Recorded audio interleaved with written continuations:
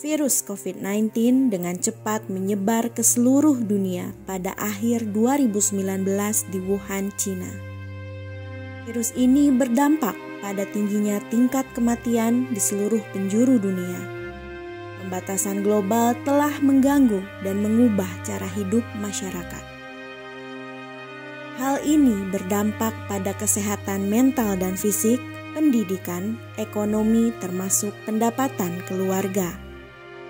Anak-anak merupakan populasi rentan, utamanya pada sistem sekolah.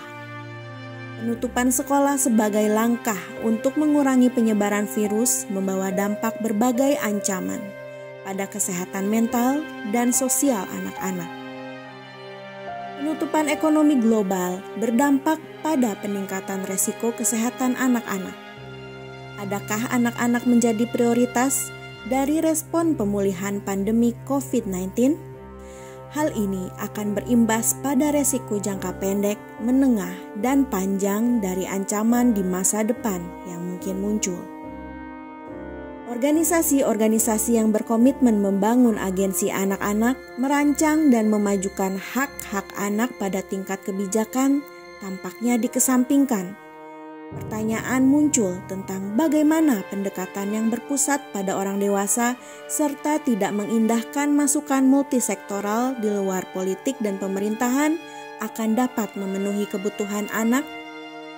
Apakah program pemberian vaksin sebagai upaya pencegahan ancaman kesehatan global telah melibatkan partisipasi anak? Dan masih banyak pertanyaan lain terkait pemenuhan hak dan mendorong partisipasi anak atas dirinya. Negara Indonesia dan Afrika Selatan sama-sama diklasifikasikan sebagai negara berpenghasilan menengah oleh Bank Dunia. Walaupun jumlah penduduknya yang berbeda secara signifikan, tantangan tanggap COVID-19 yang dihadapi sama. Pembatasan sistem persekolahan yang dihadapi menjadi perhatian utama. Yayasan Rumpun Nurani Yogyakarta bekerja sama dengan Atlantic Institute, sebuah organisasi yang peduli terhadap ketidaksetaraan kesehatan global, ras, dan ekonomi di seluruh benua, telah melaksanakan serangkaian kegiatan diskusi kelompok terfokus perihal pandangan anak tentang COVID-19, vaksin COVID-19, pengalaman selama pembatasan wilayah atau lockdown, serta partisipasi anak selama pandemi. Sebagai upaya memahami pengetahuan dan pengalaman, mengembangkan cara belajar, dan membangun peluang berjejaring global.